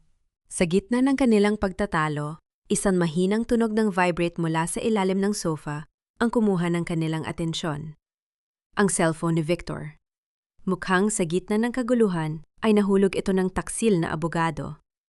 Mabilis na kinuha ni Frida ang telpo. Ang kanyang mga daliri ay nanginginig habang binubuksan ang huling mensaheng natanggap nito. Hindi ito galing kay Doña Aurora. Galing ito sa isang numerong walang pangalan, ngunit ang nilalaman ay nagpabilis sa tibok ng kanyang puso. Dalhin ang bata sa lumang warehouse sa Pier 14. Ang kliyente ay naghihintay na. Siguraduhin walang makakasunod, lalo na ang mga Montenegro. Pier 14, bulong ni Frida. Hindi ito si Doña Aurora. May ibang gustong kumuha kay Esperanza. Sasama ako, ani Nathan. Ang kanyang boses ay puno ng determinasyon na ngayon lamang nakita ni Frida. Kailangan nating iligtas ang anak natin, Frida. Kahit ito na lang ang maging huling gawin ko para sa inyo. Tumingin si Frida ng malalim sa mga mata ni Nathan. Nakikita niya ang takot, ang pagsisisi at ang katotohanan sa pagkakataong ito. Wala silang ibang mapagkakatiwalaan, kundi ang isa't isa. Dalawang taong winasak ng nakaraan na ngayon ay kailangang magbuo para sa kinabukasan ng kanilang anak. Subukan mong magkamali muli, Nathan. At ako mismo ang lulutang sayo sa dagat. Ang malamig na babala ni Frida bago siya mabilis na naglakad patungo sa pinto. Habang bumababa sila sa hagdan, naramdaman ni Frida ang bigat ng pilak na locket sa kanyang leeg. Isang alaala ang biglang pumasok sa kanyang isipan. Ang mukha ng lalaking waiter sa gala na nagbigay sa kanya ng sobre. Ang mga mata nito, pamilyar ang mga mata nito. Hindi ito ang mga mata ng isang estrangero. Nang makarating sila sa kalsada, sinalubong sila ng malamig na simoy ng madaling araw. Ngunit bago pa sila makasakay sa sasakyan ni Nathan, isang itim na motorsiklo ang humarang sa kanilang daan. Ang rider ay dahan-dahang nagtanggal ng helmet. "Mang Berting?" Ang gulantang na sigaw ni Frida. Ang matandang hardinero, na akala niya ay pinatahimik na ng mga Montenegro, ay nakatayo sa harap niya. Ngunit hindi na ito ang nakakukong matanda na kilala niya. Ang kanyang tindig ay tuwid, at ang kanyang mga mata ay nag-aapoy sa katotohanang matagal ng itinago. "Huli na ang lahat, Frida. Hindi si Victor ang tunay na kalaban," ani Mang Berting sa wikang Tagalog na puno ng pait. Ang taong may hawak kay Esperanza ngayon ay ang taong matagal nang naghihintay sa pagkakataong ito upang ubusin ang lahat ng may dugong Montenegro, kasama na ang anak mo. "Sino siya, Mang Berting? Sabihin niyo sa akin," ang pagsusumamo ni Frida. "Ang iyong sariling ina, Frida. Ang babaeng akala mo ay namatay na, ay ang babaeng ngayon ay lalaman sa lahat ng iniibig mo." Naramdaman ni Frida ang pagguho ng lupa sa ilalim ng kanyang mga paa. Ang katarungang hinahangad niya ay tila nagiging isang malupit na biro ng tadhana. Ang kanyang ina? Bakit? Ang katahimikan ng gabi ay muling nyanig ng tunog ng makina ng motorsiklo, habang sa malayo, ang unang sinag ng araw ay dahan-dahang sumisilip, isang liwanag na hindi nagdadala ng pag-asa, kundi naglalantad sa mas malalim pang dilim. Ang kamay na nagduyan sa iyo nung ikaw ay sanggol pa, Frida. Ang syaring kamay na ngayon ay humahawak sa leeg ng iyong anak. Ang mga salitang iyon ni Mang Berting ay tila isang malupit na sumpa na bumasag sa huling matibay na haligi ng pagkatao ni Frida. Napasandal siya sa malamig na katawan ng sasakyan ni Nathan. Ang kanyang mga binti ay tila naging malambot na kandila na dahan-dahang natutunaw sa init ng katotohanan. Ang langit ng madaling araw, na dati ay simbolo ng bagong simula, ngayon ay tila isang dambuhalang lona na nakatakdang lalamon sa kanyang kaisa-isang liwanag. Hindi totoo yan, bulong ni Frida. Ang kanyang mga labi ay nanginginig at halos mawalan ng kulay. "Patay na si Mama. Nakita ko ang abo niya. Ibinurol namin siya ni Tatay Mateo." Ang abong iniyakan mo, Frida, ay abo ng isang babaeng binayaran ng mga Montenegro upang magpanggap. Ang mahinahong sagot ni Mang Berting. Ngunit ang bawat kataga ay tila isang latigo na humahampas sa kanyang pandinig. Ang iyong ina si Elena ay hindi namatay. Siya ay itinapon sa bilangguan dahil sa isang kasalan ng hindi niya ginawa. Lahat para protektahan ang danggal ng mga Montenegro. Nayon, nagbalik siya para sa paghihiganti. At ang anak mo si Esperanza, ang huling alas na gagamitin niya upang ubusin ang lahat ng kinalaman sa pamilyang pumatay sa kanyang kaluluwa. Naramdaman ni Frida ang isang matinding pagsikip sa kanyang dibdib. Tila ba may isang invisible na kamay na pilit na pinipiga ang kanyang puso? Ang bawat alaala ng kanyang ina, ang malambot na haplos nito sa kanyang buhok, ang matamis na kanta nito bago siya matulog, ay dahan-dahang nadudungisan ng imahe ng isang halimaw na nagkukubli sa dilim. Paano magagawa ng isang ina na syaktan ng sarili niyang apo para lamang sa puot? "Frida, kailangan na nating umalis." Ang boses ni Nathan ay puno ng urgency. Hinawakan niya ang braso ni Frida, ngunit sa pagkakataong ito, hindi ito tinabig ng babae. Siya ay tila isang rebulto na nawala na ng buhay. "Nathan, ang mama ko." Hikbi ni Frida, ang unang butil ng luha ay dahan-dahang gumuhit sa kanyang pisngi. "Ang akala ko, ako lang ang biktima rito. Ang akala ko, tayo lang ang magkaaway. Pero ang masakit pala ay ang malaman na ang taong dapat ay magliligtas sa'yo, ang siya palang maglulubog sa'yo sa putikan. Ayusin mo ang iyong sarili, Frida." Ang matigas na utos ni Mang Berting. Hindi ito ang oras para sa panghihina. Kung gusto mong mabuhay si Esperanza, kailangan mong harapin ang multo ng iyong nakaraan. Sa Pier 14, hindi lang katarungan ang naghihintay sa'yo, kundi ang katapusan ng isang sumpa na nagsimula bago ka pa isilang. Mabilis na sumakay sila sa sasakyan. Ang tunog ng makina na nagsisimulang umandar ay tila isang hudyat ng digmaan. Sa loob ng sasakyan, namayani ang isang nakabibing katahimikan. Pinagmamasdan ni Frida ang kanyang sariling mga kamay. ang mga kamay na katulad ng sa kanyang ina. Natatakot siya. Natatakot siya na baka ang dugong nananalaytay sa kanya ay ang parehong dugo na puno ng pot at paghihigante. Nathan? Bulong ni Frida habang nakatitig sa bintana. Pinapanood ang mga post ng ilaw na mabilis na lumalampas. Kung sakaling hindi kami makalabas ng buhay ni Esperanza, huwag mong hayaang makuha ni Doña Aurora ang tagumpay. Ipakita mo ang testamento. Ibigay mo ang katarungan sa tatay ko. Walang mamamatay, Frida. Ang sagot ni Nathan. Ang kanyang mga kamay ay mahigpit na nakahawak sa manibela. Hindi ko hinayaang mamatay ang pag-ibig ko sa iyo sa loob ng 5 taon. Hindi ko hahayaang mawala ang anak natin ngayon.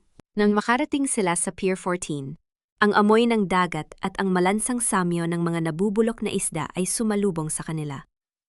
Ang mga malalaking container ay tila mga dambuhalang kabaong na nakahilera sa dilim. Sa dulo ng pier, nakita nila ang isang maliit na bodega na may bahagyang liwanag mula sa loob. Dahan-dahan silang lumapit. Ang bawat hakbang sa semento ay tila isang tunog ng orasan na bumibilang sa huling sandali. Pagdating sa pinto ng bodega, narinig ni Frida ang isang mahinang iyak. Isang iyak na kilala niya kahit sa gitna ng libu-libong tinig. Esperanza! Ang sigaw ni Frida na hindi na niya napigilan. Itinulak ni Nathan ang pinto. Doon, sa gitna ng silid, nakita nila ang isang babaeng nakatalikod, suot ang isang mamahaling itim na kapa. Sa kanyang harapan, si Esperanza ay nakatali sa isang maliit na upuan. Ang munting mukha nito ay puno ng luha at takot. At sa gilid, nakatayo si Victor, may hawak na baril.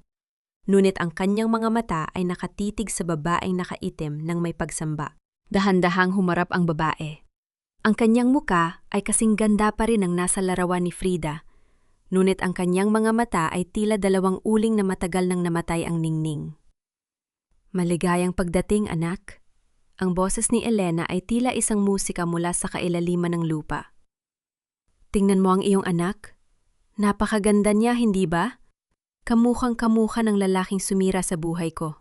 Mama, pakawalan mo siya, pakiusap. Ang pagsusumamo ni Frida habang dahan-dahang lumalapit. Hindi kasalanan ni Esperanza ang ginawa ng mga Montenegro sa iyo. Ang bawat bunga ng isang masamang puno ay kailangang putulin, Frida. Ang malamig na sagot ni Elena. Kinuha niya ang isang munting kutsilyo at dahan-dahang ipinatong sa pisngi ng bata. Gusto mo bang makita kung paano ko unti-unting tatanggalin ang bakas ng mga Montenegro sa mundong ito? Napahinto si Frida. Ang kanyang puso ay tila tumigil sa pagtibok. Sa gitna ng tensyon, napansin ni Frida ang isang bagay na nakatago sa likod ni Elena. Isang tangke ng petrolyo na dahan-dahang tumatagas. Isang maling galaw at ang lahat ay magiging abo. Sino ang tunay na halimaw, Frida? Ang tanong ni Elena habang nakatitig ng matalim sa kanyang anak. Ang pamilyang nagtapon sa iyo? O ang inang handang sunugin ang mundo para sa iyong katarungan? Ang bawat patak ng petrolyo sa malamig na semento ay tila tunog ng isang orasan na bumibilang sa huling hininga ng katarungan. Ang amoy ng gas ay naging kasing lapot ng hininga ng kamatayan, bumabalot sa bawat sulok ng madilim na bodega. Sa gitna ng nanunuot na amoy na ito, nakatayo si Frida. Ang kanyang mga mata ay nakatitig sa kutsilyong nakadikit sa malambot na pisngi ni Esperanza. Ang bawat munting hikbi ng kanyang anak ay tila isang punyal na humihiwa sa kanyang sariling kaluluwa. Mama, pakiusap, tingnan mo ako! Ang boses ni Frida ay parang isang marupok na kristal, basag at puno ng pagsusumamo. Ito ang iyong apo. Ang batang ito ay walang kinalaman sa pot ninyo ni Doña Aurora. Huwag mong hayaang ang huling alaala ko sa iyo ay ang pagiging isang halimaw. Isang mapait na tawa ang kumawala sa mga labi ni Elena. Ang kanyang mga mata ay hindi na nagpapakita ng anumang bakas ng pag-ibig, tanging ang uling ng galit na naging abo na sa tagal ng panahon. Halimaw? Sino o gumawa sa akin na ganito, Frida? Ang pamilyang Montenegro ang kumuha ng aking kabataan, ng aking danggal at ng aking kalayaan. Ipinanganak kita sa loob ng selda, Frida. Ang bawat gatas na ibinigay ko sa'yo ay hinaluan ng aking mga luha ng paghihigate. Dahan-dahang humakbang si Nathan. Ang kanyang mga kamay ay itinaas bilang tanda ng pagsuko. Ang kanyang muka ay puno ng pawis at takot, ngunit ang kanyang mga mata ay nakatitig ng diretso kay Elena. Ako na lang, Elena. Ako ang Montenegro. Ako ang dahilan kung bakit nadusa si Frida sa loob ng 5 taon. Pakawalan mo ang bata at gawin mo sa akin ang lahat ng gusto mo. Isakripisyo mo ako, wag ang isang inosenteng bata. Nathan, wag! Ang sigaw ni Frida, ngunit hindi siya pinansin ng lalaki. Tumingin si Elena kay Nathan nang may pandidiri. Sacrifice? Ang dumi ng dugong na nananalaytay sa'yo ay hindi sapat na kabayaran para sa buhay na kinuha niyo sa akin. Ngunit marahil ay mas masakit para kay Doña Aurora ang makitang ang kanyang kaisa-isang apo ay maglalaho kasabay ng kanyang paboritong anak. Sa isang iglap, inilabas ni Elena ang isang gintong lighter mula sa kanyang bulsa. Ang matinis na tunog ng pagbukas nito ay tila isang babala ng paparating na impyerno. Sa ilalim ng kanyang mga paa, ang lawa ng petrolyo ay dahan-dahang kumakalat, tila isang itim na dagat na handang lamunin silang lahat. Victor! Itali mo rin ang lalaking yan! Utos ni Elena sa abogadong taksil. Si Victor, na tila natauhan sa panganib ng sitwasyon, ay dahan-dahang umatras. Ang kanyang kamay na humahawak ng baril ay nanginginig.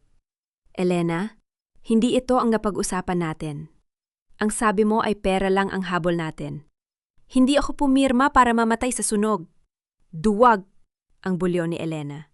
Habang nagtatalo ang dalawa, dahan-dahang kumilos si Frida. Ang bawat pulgada ng kanyang paggalaw ay puno ng pag-iingat, tila isang aninong gumagapang sa semento. Ang kanyang mga mata ay nakapako sa mga tali na nakapulupot kay Esperanza. Naramdaman niya ang matulis na dulo ng isang pirasong bakal sa sahig. Gamit ang kanyang paa, dahan-dahan niyang inabot ang bakal. Tinitiis ang hapdi ng pagkakasugat ng kanyang sariling balat. Mama, kung itutuloy mo ito, hindi mo lang sila pinapatay, ang mahinahong sabi ni Frida. Sinusubok kang makuha muli ang atensyon ni Elena. Pinapatay mo rin ang huling bahagi ng aking ama na nasa loob ko. Si Tatay Mateo, sa tingin mo ba ay matutuwa siya na makita kang ganito? Na ang babaeng minahal niya ay naging kasing sama na rin ng mga taong pumatay sa kanya? Napatigil si Elena. Ang pangalan ni Mateo ay tila isang mahika na pansamantalang nagpatahimik sa bagyo sa loob ng kanyang isipan. Ang kanyang hawak na lighter ay dahan-dahang bumaba at sa isang sandali, nakita ni Frida ang isang butil ng tunay na luha sa mga mata ng kanyang ina. Isang golden moment ng pangungulila sa gitna ng kabaliwan. Mateo, bulong ni Elena. Ang kanyang tinig ay naging malambot at puno ng pangungulila.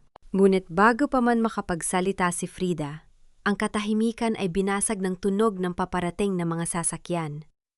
Ang nakasisilaw na asul at pulang ilaw ng mga pulis ay tumama sa mga bintana ng bodega. Kasunod ang boses ni Doña Aurora na umaalingaw-ngaw mula sa isang megaphone. Elena! Alam kong nandyan ka. Ibigay mo sa akin ang aking apo at tapusin na natin ang kahibangang ito bago ko ipag-utos na pasabugin ang lugar na yan. Ang boses ni Donna Aurora ay tila isang mitsa na muling nagpaalab sa pot ni Elena. Ang kanyang mukha ay muling naging kasing tigas ng bato. Ang kanyang mga daliri ay humigpit sa lighter. Huli na ang lahat, Frida, ani Elena habang may mapait na ngiti. Kung hindi ako magkakaroon ng kapayapaan sa mundong ito, sisiguraduhin kong wala ring maiiwang yaman o tagapagmana ang mga Montenegro. Itinaas ni Elena ang lighter at dahan-dahang pinitik ang apoy. Isang munting kislap ang lumitaw. Dilaw at asul, sumasayaw sa gitna ng hanging puno ng laso ng gas. Inay, wag! Ang huling sigaw ni Frida habang pilit na inaabot ang kanyang anak. Sa isang iglap, isang malakas na tulob ng putok ng baril ang umalingaw-ngaw sa loob ng bodega. Lunit hindi ito galing kay Victor.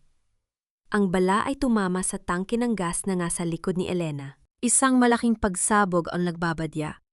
At ang tanging nakikita ni Frida ay ang mukha ni Esperanza na nagsisigaw sa takot.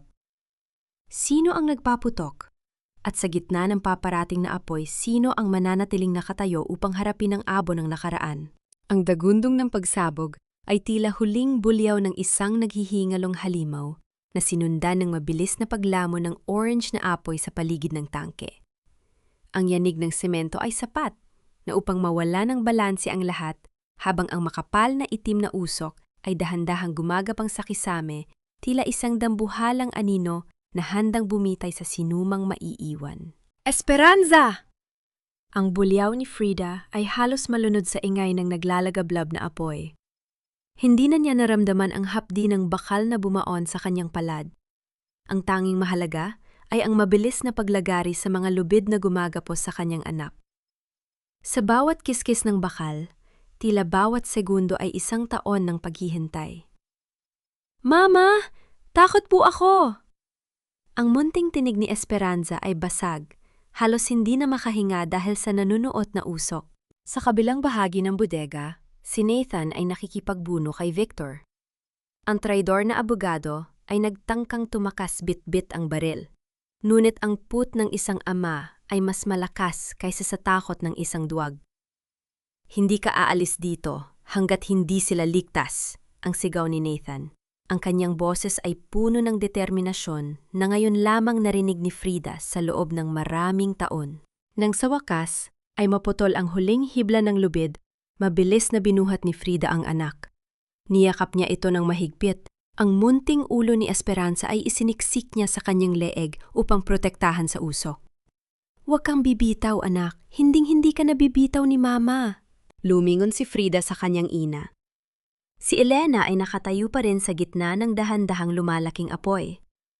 Ang kanyang itim na kapa ay bahagyang nasusunog na, ngunit ang kanyang mga mata ay nananatiling nakatitig sa kawalan.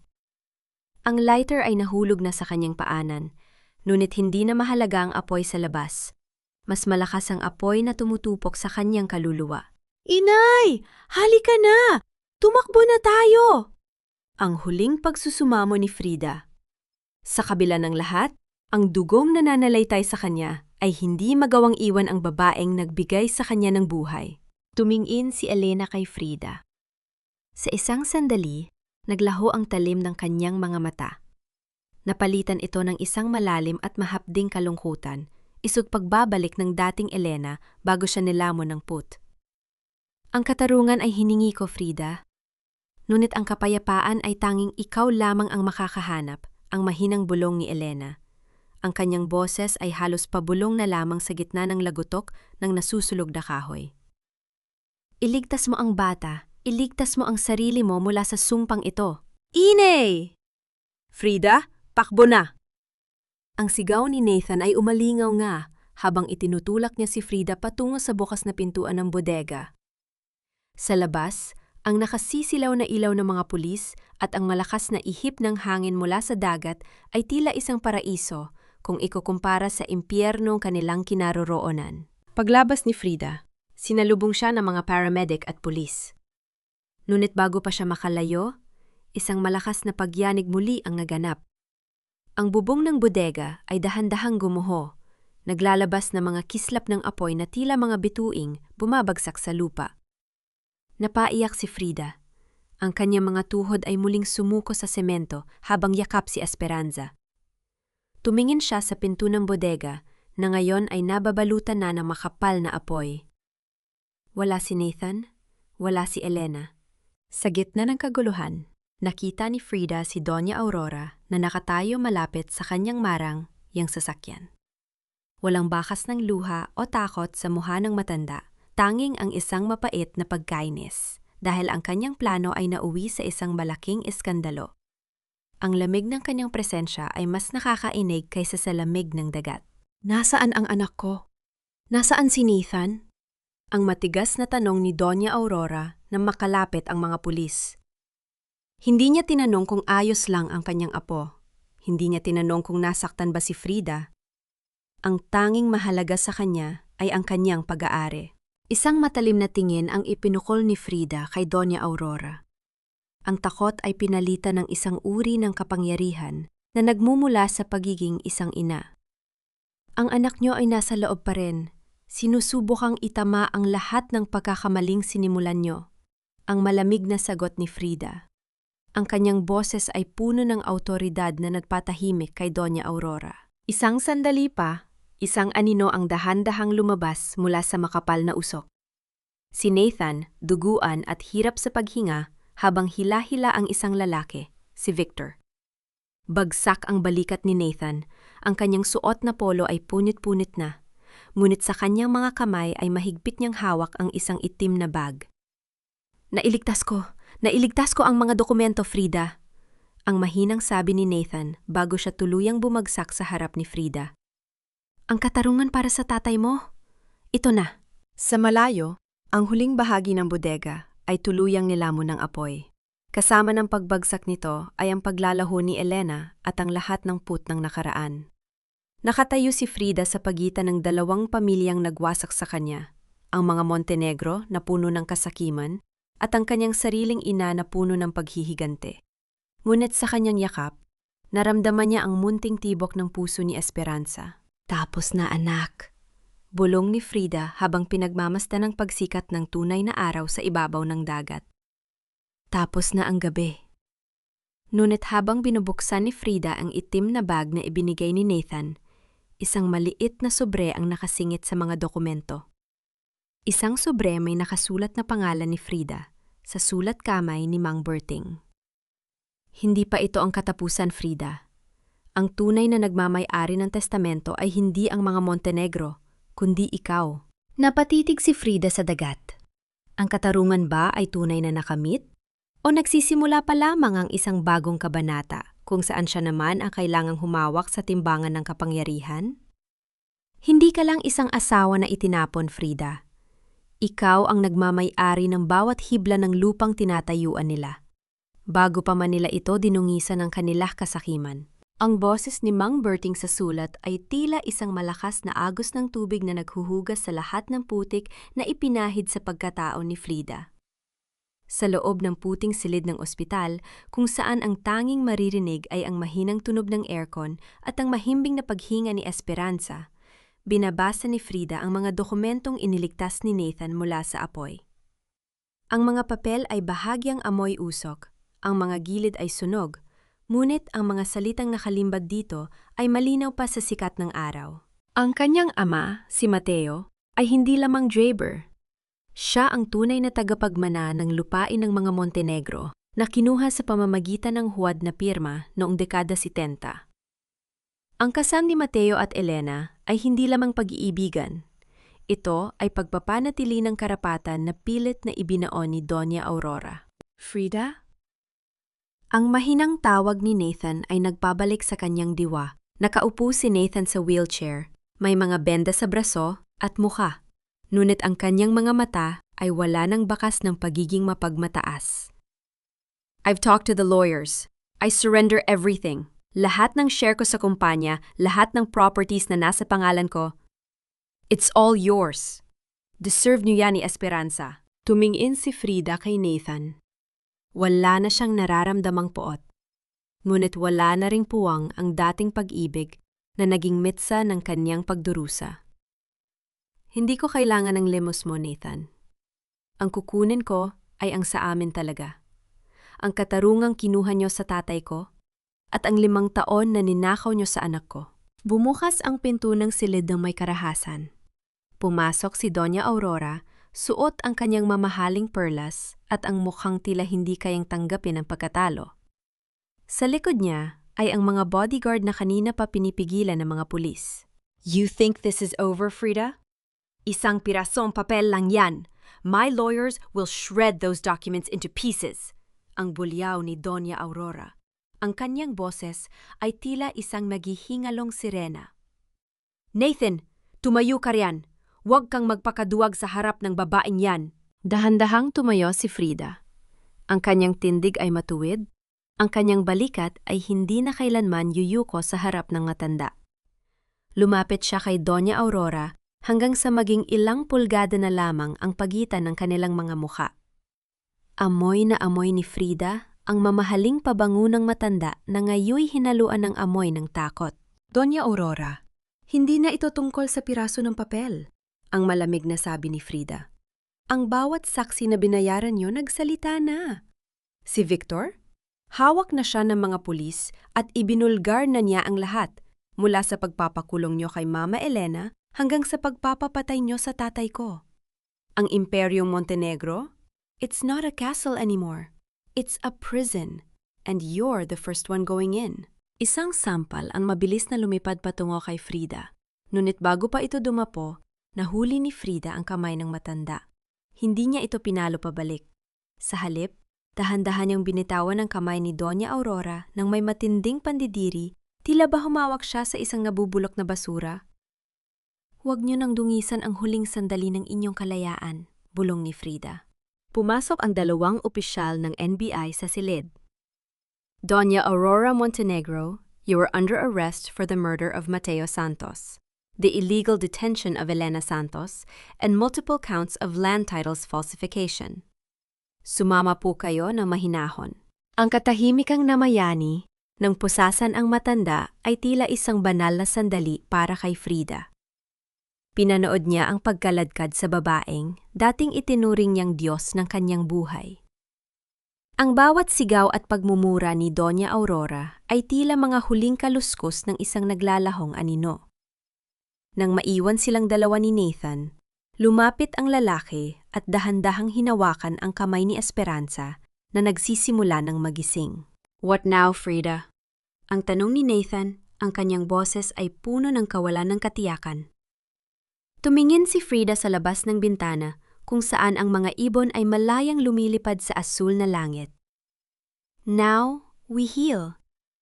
Iuwi ko si Esperanza sa probinsya. Doon ko siya palalakihin sa lupang tunay na sa amin. Lupang hindi dinilig ng dugo, kundi ng pawis at pagmamahal. Can I visit her? Ang pagsusumamo ni Nathan. Tinitigan siya ni Frida ng matagal. Ang pag-iging ama ay hindi nakukuha sa titulo, Nathan. Pinaghihirapan ito. Kung gusto mong maging bahagi ng buhay niya, kailangan mong patunayan na hindi ka na ang Nathan na kilala ko. Ngunit sa ngayon, kailangan namin ng katahimikan.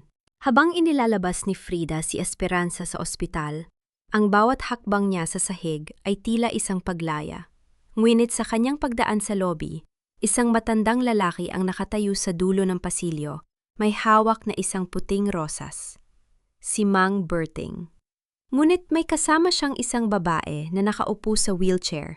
Ang mukha ay balot ng Ben, ngunit ang mga mata ay pamilyar. Nabitawan ni Frida ang kanyang bag. Ang kanyang puso ay tila sasabog sa kaba at saya.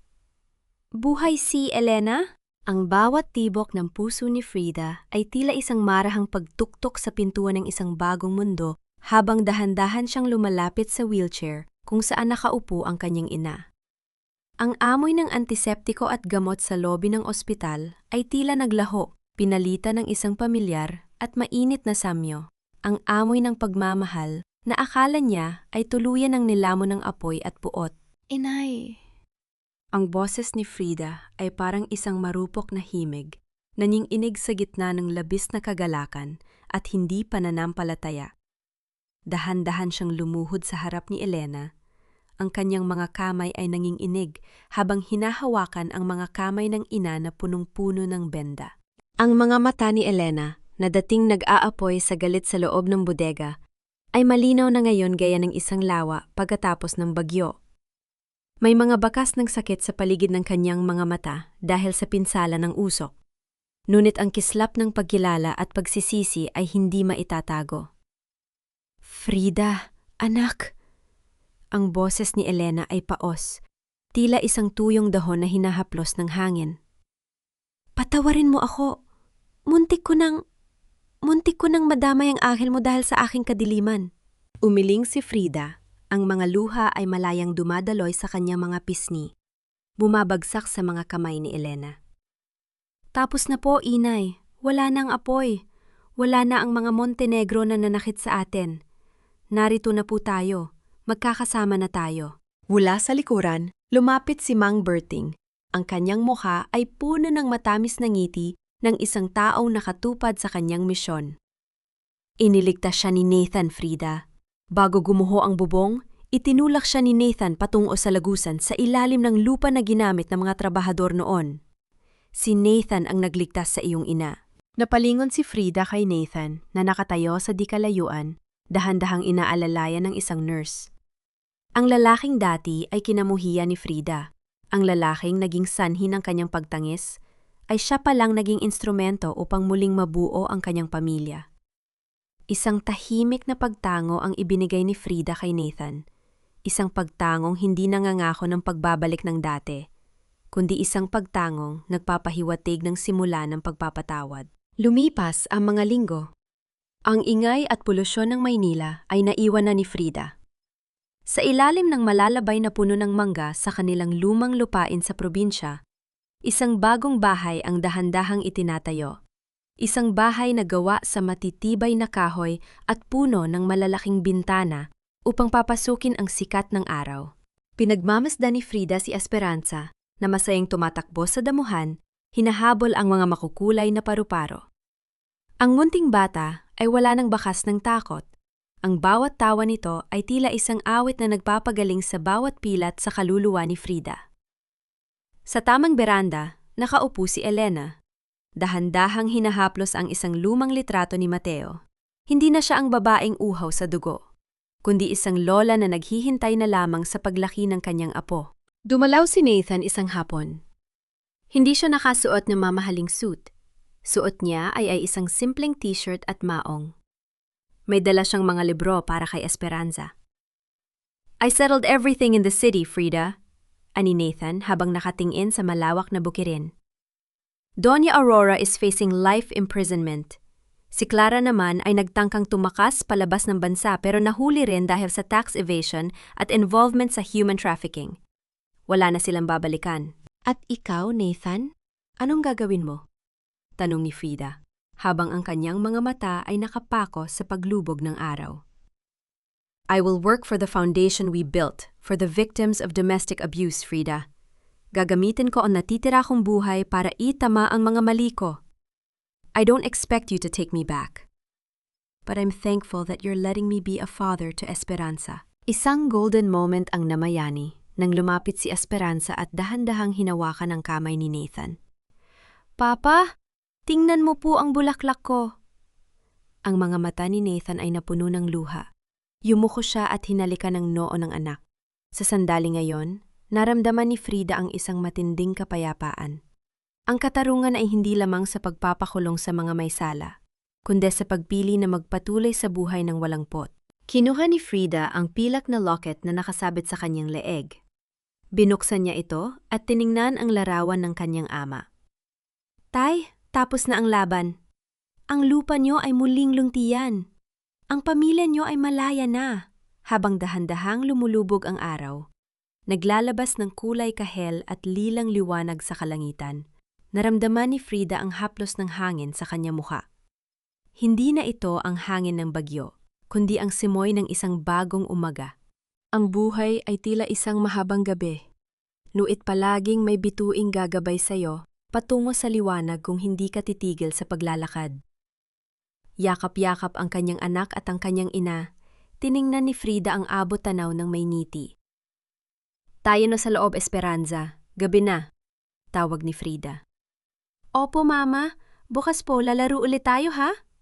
"Oo, anak. Bukas at sa lahat ng susunod pang bukas."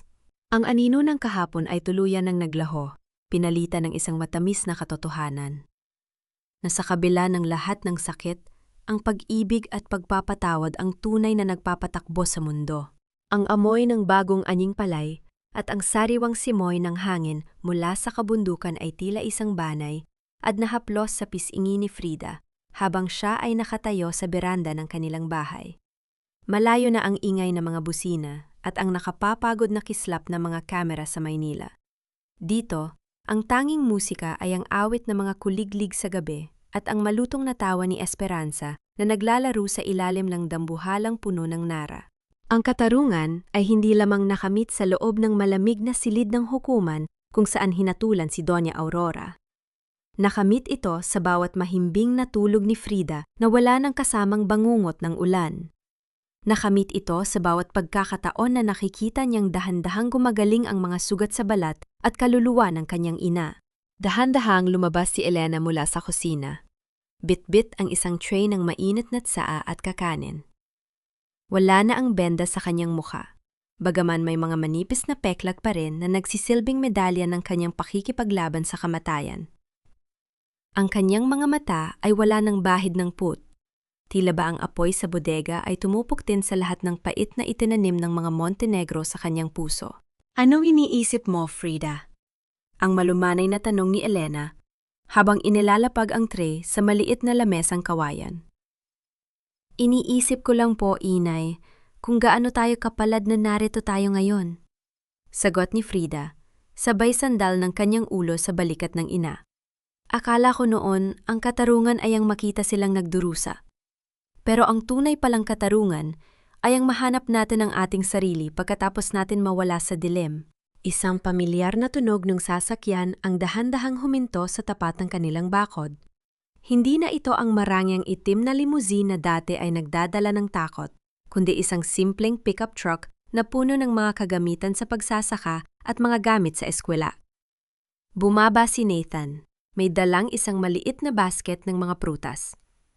Good afternoon po, Elena. Hi, Frida. Ang bati ni Nathan. Ang kanyang boses ay puno ng paggalang at kapakumbabaan. Papa! Ang sigaw ni Esperanza habang patakbong yumayakap sa binti ng kanyang ama. Binuhat ni Nathan ang anak at hinalikan ito sa pisingi. Tumingin siya kay Frida at sa isang maikling sandali, nagtagpo ang kanilang mga mata.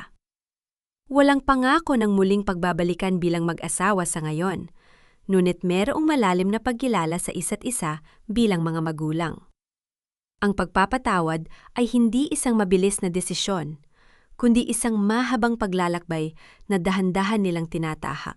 Salamat sa pagbisita, Nathan, ani Frida. Isang maliit na ngiti ang sumilay sa kanyang mga labi. Dito sa kanilang munting paraiso, natutunan ni Frida na ang pag-ibig ay hindi laging tungkol sa mabulaklak na salita o marangyang alahas.